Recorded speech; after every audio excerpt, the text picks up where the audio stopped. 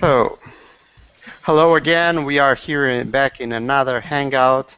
This time we have the company of Sophie Sandel and also Antonio Reis, that is actually in the middle of the Atlantic in the Azores Island. Uh, the topic today is online learning and if it is the future.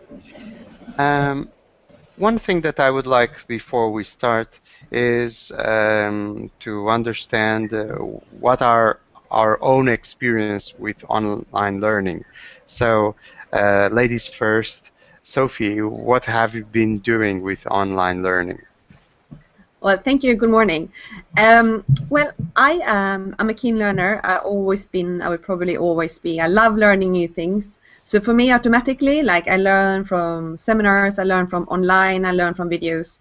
This morning, I was watching 3 talks by certain experts in politics. I was very interested in learning their expertise, and without that being online, I would never have that experience of learning about their philosophy. And I've also taken some courses online, and some of them have worked really well for me, and some of them haven't. And I think that has to do with the motivation, my motivation. But I've done lots of learning, and I love learning all the time. Antonio, tell me about it. Okay, normally people say that they are or digital borners or digital migrants. I'd like to introduce a new definition, which is dino-digitals. It's my case. I born before the first computer, so my definition it's in another department. But my experience, I have always used my my skills on teaching and on management. My basic graduation was in economics, and I have taught business administration, and I have been a CEO. And in a certain moment, I proposed to my rector a post-graduation in strategic management, and he said, Antonio, I know a lot of economists. They all use the same statistic data, but they all arrive to different conclusions, mainly the politicians. But one like you that use education science like you, I don't know. Why don't you make a PhD in education science? And it changed my life. Since that, I've worked quite a lot as a consulting advisor in distance teaching and learning, new technologies, multimedia, and I am using virtual classrooms and interactive, let's say, in interactive format since 2002. I was using Maratech, after I have been using some other applications and tools. Now I am using mainly Adobe Connect and interact with Hangout. I have coordinated several courses in pedagogic and didactic skills for teachers, and this is my experience. Actually, we were supposed to have Peter Milligan also with us today. Peter is messaging us that by some strange technical reason he's not able to join us, but he's watching us. So, hi, Peter. And okay, thank you very much. By the way, I want to add my own experience. I'm not like a dinosaur like Antonio, but I'm like a early mammal in e-learning, because I start working in e-learning back in the years of '98. And that is really a early mammal, because at the time e-learning was not very well seen. And actually, when I end up a job, I quit the job and I was trying to look for things to do. I discovered one very interesting thing, is that there were a lot of people talking about e-learning, but when they were questioned, have you yourself done some e-learning courses as a student, these experts would say actually no. So I found it very interesting that people were like saying, okay, I'm an expert in e-learning, but then I've never tasted my product, the product myself. And I did both ways. So I was a student, I was a teacher in e-learning, and I coordinated e-learning programs. So I had like what I call like a 360 vision for e-learning. And one of the things that as a student I discovered was that online learning was boring. Most of the products that were out there were very, very boring. And it was much because there was a lot of hype. People were talking about e-learning, and they really thought, okay, e-learning is great for you guys, but not for me. I prefer to still go to my conferences, to do my courses at universities or in classrooms.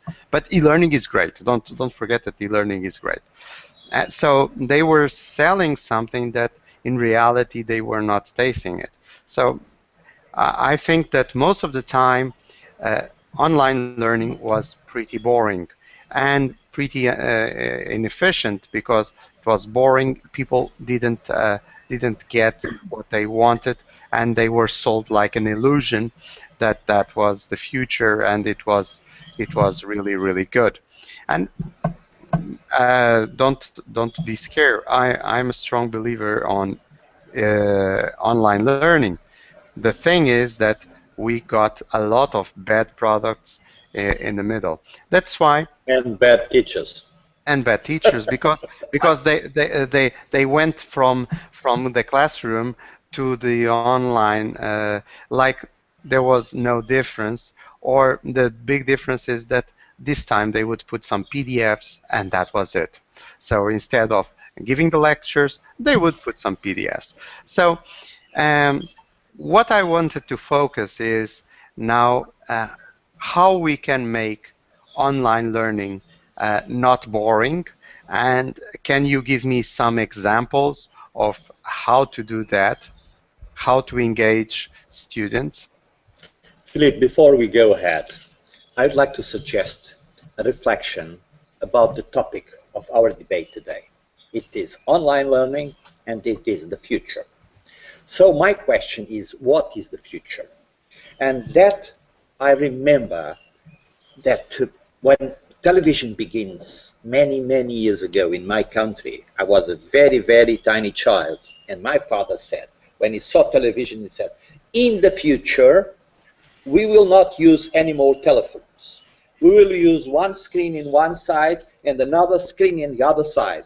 And people will be speaking each other, no using telephones, but seeing each other. So your father saw Google Hangouts. Yes, that's what I was meaning. And what I mean is that we are living in the future. So, first of all, the future is today. We don't need to make projections for the future in the future. We need to make our reflections about the future today.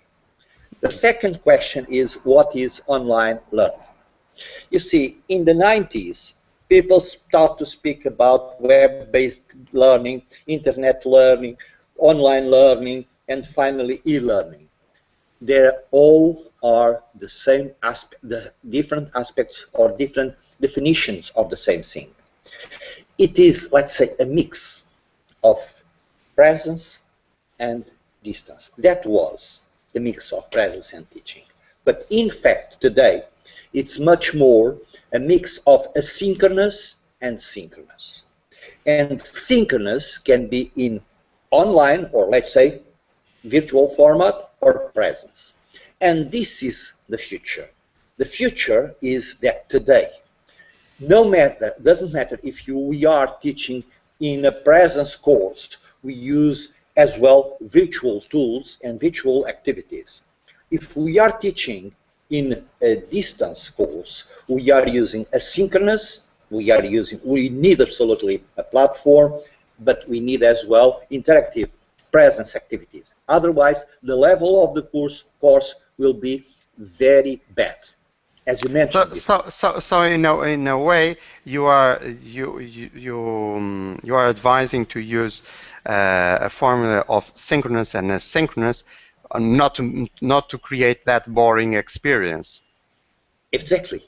And students get extremely alone, isolated, and they get lost. They just disappear, and they say the course on distance teaching in this way, it's no good at all. That's why the quality of the course should be improved. And for that quality should be improved, it's not only necessary to use technologies. It's necessary that teachers should upgrade their skills to work in this environment. Sophie, any suggestion how to not make e-learning or online learning boring? Yeah, I have many. I love watching a good TV program, and I think when you watch a good TV program about whatever, they're always sort of making you feel involved in the story, and I think that's like the basic of learning. So when we do any kind of online learning, we should think about it as almost like a documentary. We are putting together the content in a nice way so people cannot stop watching it. Whether you do it as a talking head or you have like some exercises, and people are different. What we said there with, you know, oh, here are some PDFs and here's some online learning.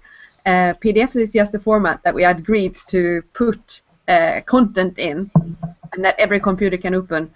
And of course, that is a piece of paper, isn't it? And then I believe a big part of successful online learning is not just like telling the story in a nice way, but also having a good community manager.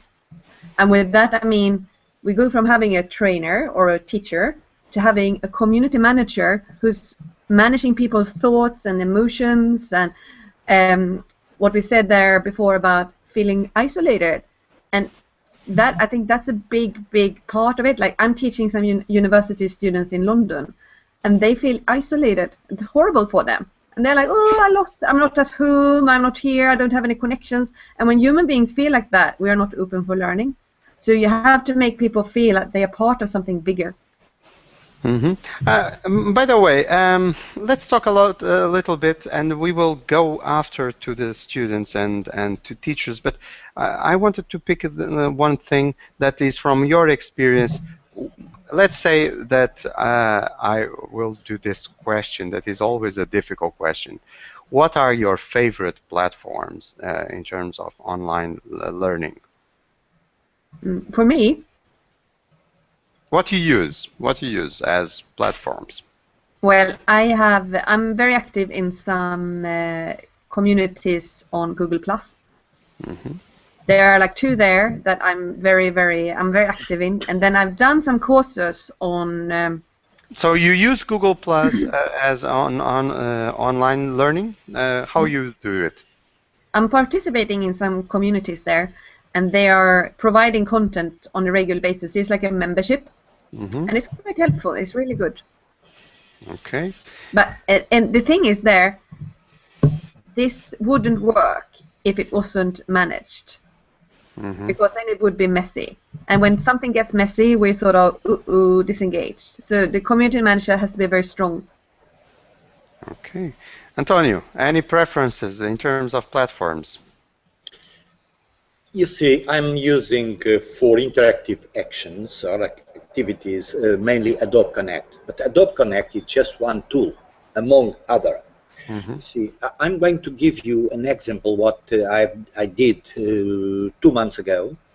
I have coordinating a MOOC directed to South America, and normally you know that in MOOCs we have people, 100% people starting and between 5 and 10% finishing their courses. But I could finish this course with 71% of the participants actively. Why? I organized these people in groups. Groups were working online. People, we had people mainly for all South America and Spain. So it was possible to make these groups using Hangouts, and they make a lot of interactivity activities, and they got delighted with this process. So the groups were working with in Hangouts. we had all the contents available on demand in the platform. You use a Moodle platform, and So we made everything for free until now, because except the Adobe Connect that you were saying, but Moodle is a free platform. Also, Google Hangout is like we are using just now, a free platform. yes. So there is not a need of, let's say, to start off with a huge investment. No, it is not really necessary, but the huge investment was my team time. You see, the time of my team was not paid, and as Chinese says, if you don't value the other people work, it's because your work has no value at all. But we did that an experience on researching if it would be possible to make a course, a MOOC course, with quality, motivating people, giving information, and things like this. And really, it was a very interesting research. We made that more in a research perspective than a free course. We realized that a free course has a lot of negative points, because many people are just registering in the course because it costs nothing, but they are not really involving themselves on activities, on group work, and things like that. And these are very negative for those who are really interested on participating, be actives, and so on, and things like this. So this is one of the conclusions. Another thing, that we could use Moodle with all efficiency in a MOOC course. Moodle was very good to distribute all the contents, was very good to coordinate all asynchronous and synchronous tutoring, and as well, it was very good for online formative evaluation, let's say, assessment. So I should say that with a tool that could give you the management of a course, I suggest Moodle. Moodle is, let's say, free and good, because some other free softwares are free but not good. But Moodle is free and good. I used a combination of Adobe, and I developed a technology of put Adobe in Hangout, so a limited number of participants, up till 100, could interact in Adobe environment, and other participants, they could attend to the debates in a webcast that was simultaneously running in Hangout. So I use these three types of technologies: Moodle, Adobe, and Hangout. Okay.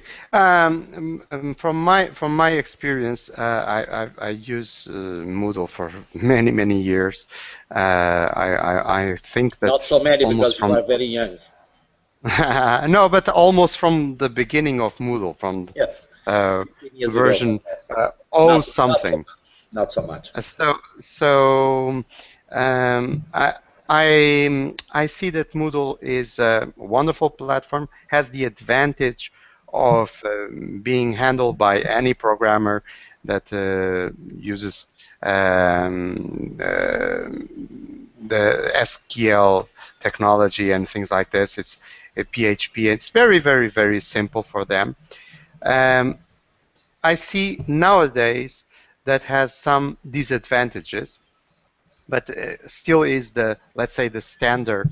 For instance, I use it in courses outside the university, inside the university, because we have this blended model. And what I see that are now disadvantages is that Moodle has lost a little bit of grip in terms of design. It's not very attractive. It's like an old thing. You see it as an old thing. But you can improve it. Yeah, you can improve it, but as much as it's flexible, you can adjust it. But in that you have to have a bit of programming skills, and so and you have to do one thing that is hosting. You have to host the platform yourself. So you have to do installation. It's very easy. Everybody can do installation, but then customizing it is a little bit more tricky. Filipe, would you let me say what free means? Yes. Free means that you have paid before, you are going to pay after, or someone paid for you. That's what Exactly. free means. No, no, no. I know, but for instance, I also use the Hangouts. I think it's very easy to use and to create. I create a lot of videos online, and with those videos, for instance, I interact with my students in a synchronous way. For instance, I think it's very dumb nowadays to send an email with feedback to students. It's much better, and I know that you, Antonio, do that also. You do that. That is sending a video with feedback. Okay, my feedback is this, and you can even outline the report or the presentation that people did and put it there and comment on that. And I think that is much more interesting than doing like the email. So And Moodle it's much was richer. It's much yes, richer to make much, it yes, yes, in Sophie. multimedia format. Yes, Sophie, please Yeah. interrupt. When it comes to video feedback, I've used iyacht.com. It's very good. iyacht? That's Yeah. I don't know. How Yeah, it's you spell it? iyacht. The I iDot. Yeah. iDot. Ah, okay. Yacht. Doc, sorry, D-O-T? J. D-O? I. J. Yeah. I-J-O-T. Yes. I got, not I dot. Okay, I got it. No, iJot, as in I. You spell it as in I, not as in iPhone. iJot.com. Anyway, it's very good to send emails. You can send up to 5 minutes verbal emails. Really good.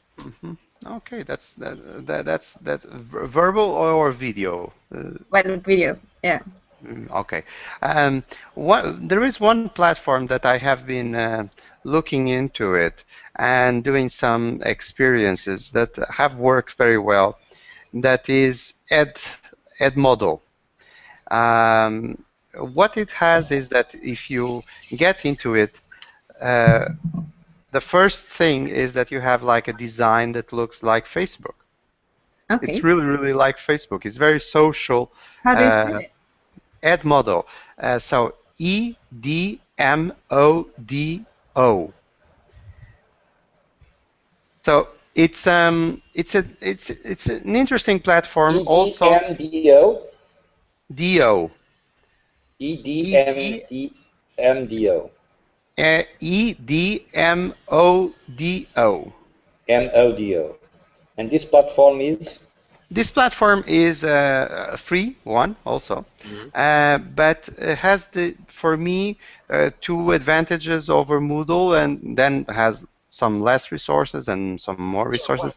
That's always the problem that you have with when you change platforms. But the biggest advantage that I have towards Moodle is that it's simpler than Moodle. One is that is simpler. The other is the design, very up to date, and it's curious because why design when we are talking about learning? So it's the thing is that it's like going to a classroom. If you go to a classroom and the classroom looks old and the chairs and the desks look old, you have the idea that something very boring is happening there.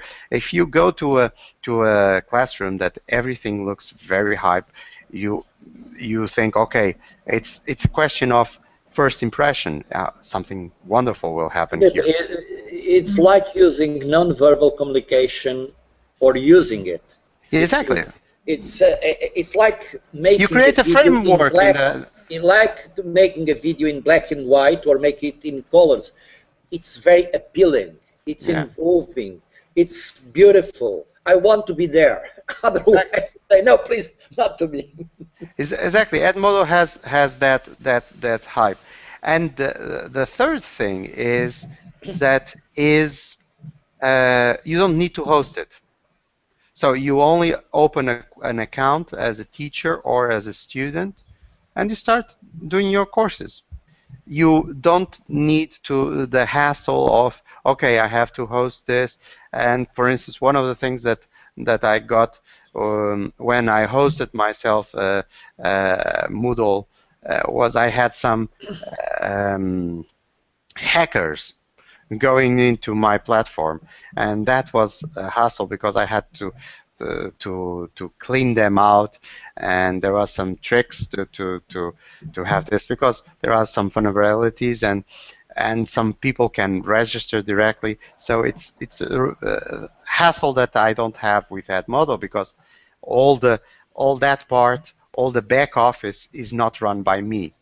The problem is that my content, everything is really on Edmodo platform. It's like Facebook.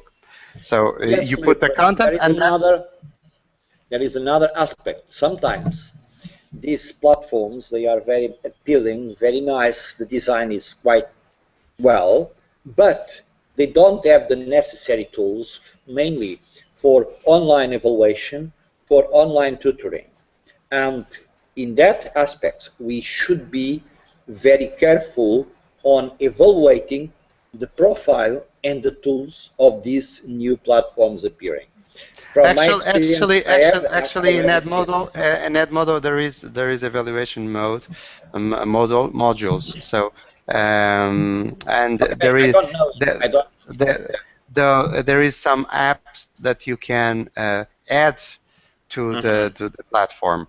So that are ones that are built in, and others that you can add it to it. So you, in a way, you can customize, but it will be always in the same template. So you cannot customize the design, but at the same time, the design is pretty clean, pretty neat, and pretty up to date. So you don't really have the need to do it. So I like that very much. Uh, I started my online learning experience with Yahoo groups. So Mhm. that was my Moodle at the end of the 90s. And so I've been evolving, and online videos for me are great. Also, there are some platforms like Udemy, Udemy, that has a lot of courses that are based on video. And it's really, really interesting that there is a lot of people creating content, and you can upload your videos and you can sell your courses in video in Udemy. That is a very neat platform, and there are some very interesting courses. I would advise to anybody to see some of the free ones. But Mm. I want to go for another question, because Antonio was talking about upgrading the teachers, but I want uh, to address one problem that many times people forget, because people talk about, okay, the software, the hardware, uh, how to design the course, how to prepare the teachers. So those are, for me, the obvious questions. You have to prepare the teachers. You have to have the correct platform. You have to have not, it doesn't mean that it's a great platform. It means that it's the correct platform for that audience. But one thing that is never addressed is how you upgrade the students. Because from my point of view, what I see a lot of times is that the difficulties are not only from the teacher side, are from the student side, especially when you are working with older generations, and meaning older generations above 25. Actually, it's not like, okay, no, because people with their 20s, they are very much prepared with that. Actually, it's not my experience. My experience is that they are still not. They Most people think that they are because they are very online. They are always in Facebook. They are always in LinkedIn and Skype and things like that. But are they really prepared for learning in that way? How we can upgrade the students? Any answer from your side? Do you want Sophie, because you have been more quiet, to start? Yeah. Well, I think all learning is sort of, what is your motivation? If you don't have a motivation, it's like hard to learn anywhere. And it does really help to have someone, some people to learn, they need someone to give them a framework. They need someone to give them a framework about this is how you're going to learn. This is like 10 modules. You're going to go through them week by week with me. You need to check in with me, and then we're going to do them together. And I think it's good for students to understand that they will learn really good basic things online if it's an online course. But if they want the real nitty-gritty, then it's better one-to-one or in a group of people, because we learn in interaction with others. And, students need to learn that. Like, I'm teaching lots of young students. With young, this time I mean they're young university students. And several of them, they don't know why they even go to university. And of course, they don't learn anything.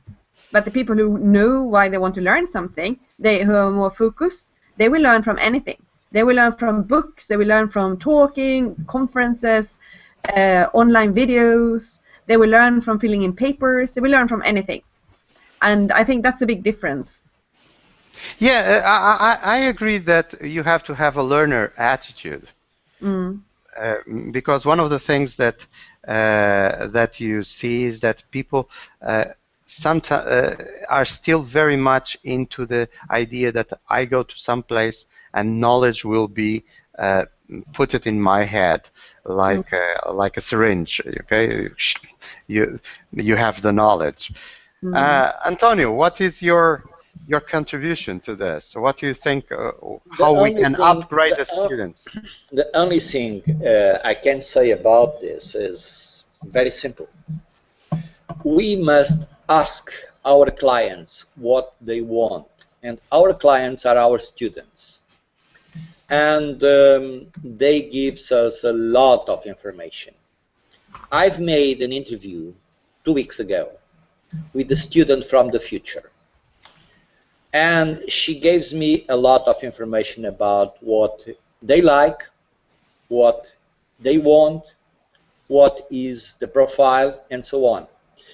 It's a 3-minute interview. I think I've sent you the URL. Yeah. Okay. Over Skype, yeah. I will send after to Sophie. And it was quite an interesting information that we can get. And from you can put it also on the event that we created. You can put it as a comment to this video, so people can see it. Okay, I will do it. You see, but I think from my experience, there is. You can teach, but you can be sure that you made a very good effort, but you have no guarantee at all that anyone can learn anything unless they will make an effort to reflect and to try to understand what you have been teaching. And this is necessary maturity. And this maturity doesn't matter if you have 6 years old, 10, 20, or 80 years old. This is a question of attitude from your learner. Yeah. He must be interested. He must be prepared. He must be working on it. He must reflect, because reflection is one of the most important, let's say, ingredients for the learning success. Otherwise, it comes through one ear and goes out through the other, and nothing is retained inside. So it all starts from the learning attitude. So one of the things that I have been reflecting about it in this changing the attitude of the learner is that I think that school and training concentrates a lot in passing the knowledge, and little in helping people how to get it. And it's almost like you open the brain and put everything in there. Here you go. Yeah, it's like a factory, because I think that we have to go to back in the days of the master and the students. So how Socrates or Plato taught, he would have meaningful conversations with his students, his disciples, and they would prepare themselves to come to the master. And after going to the master, they would have more questions than answers, and they would have to go again. And we created a system that is a factory system to handle mass education, because education across the civilized history of mankind was never a mass thing. It was only for the very, very, very few. We had kings that didn't know how to read, and so it was really, really few.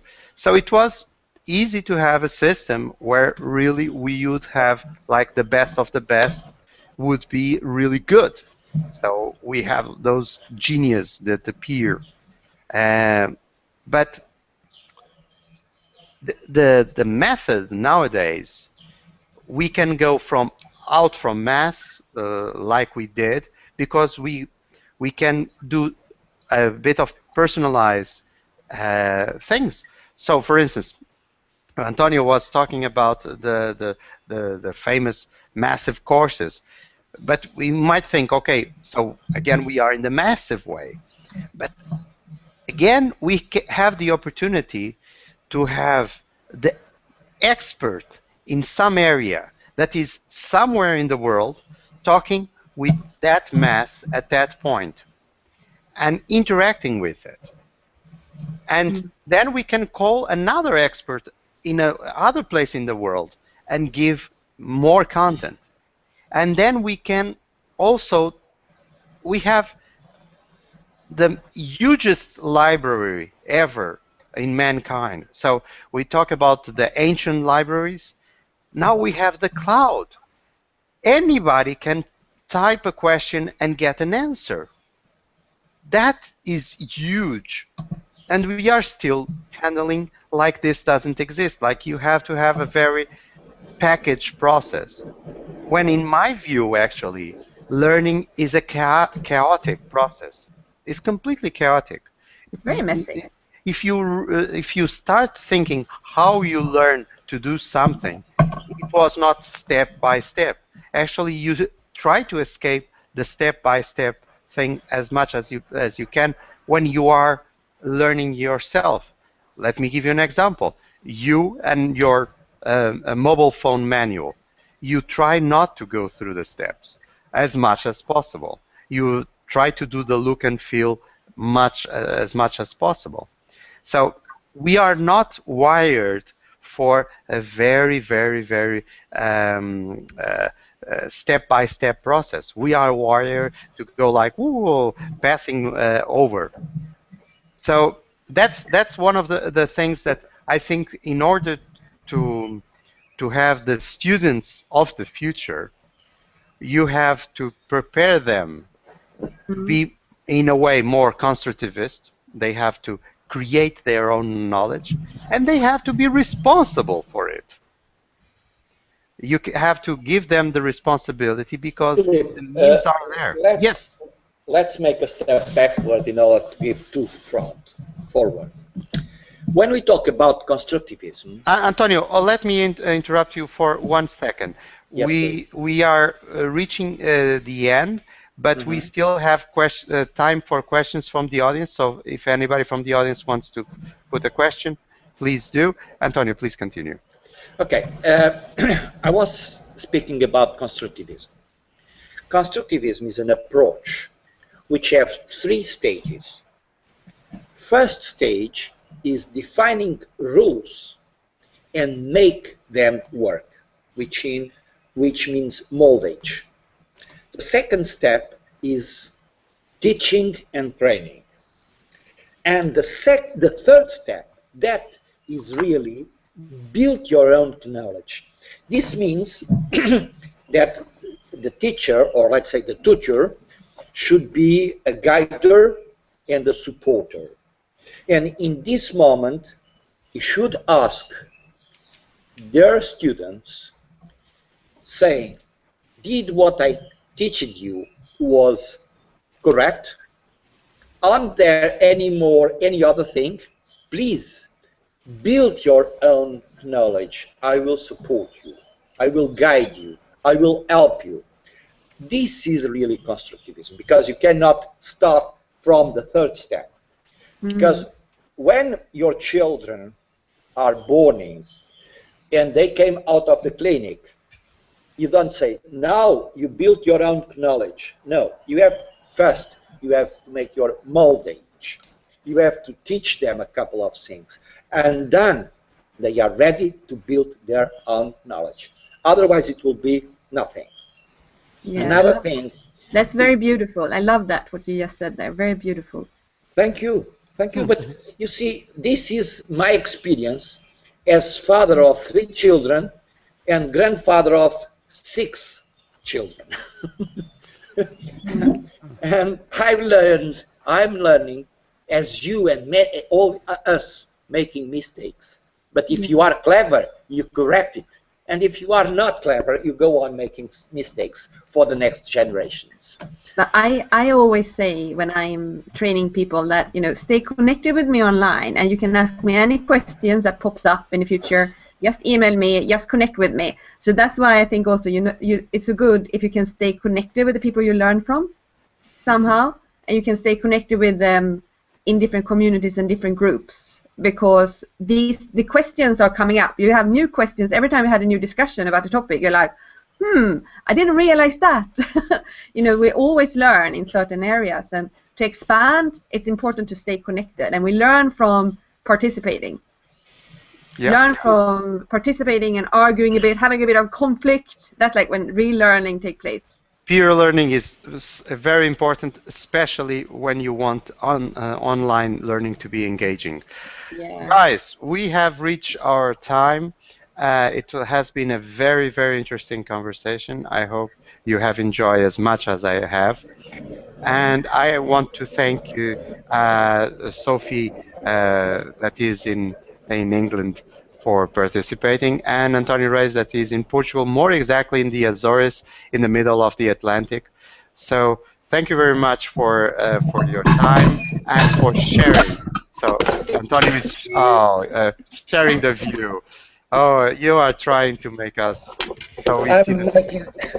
Yeah. Let me see if I can. I'm in the other side of. If you put a little bit down, we can see again the same. Let me see if I can. Okay, wait a minute. I will do this. Fine. Okay. Okay. Okay, so nice view. It was a pleasure to be with you. It was a pleasure to be with you, and we still have a lot of topics to debate. Thank you very much. Yes, thank you very much. See you in the next Hangout. Thank you. Bye-bye. Bye-bye. Bye-bye.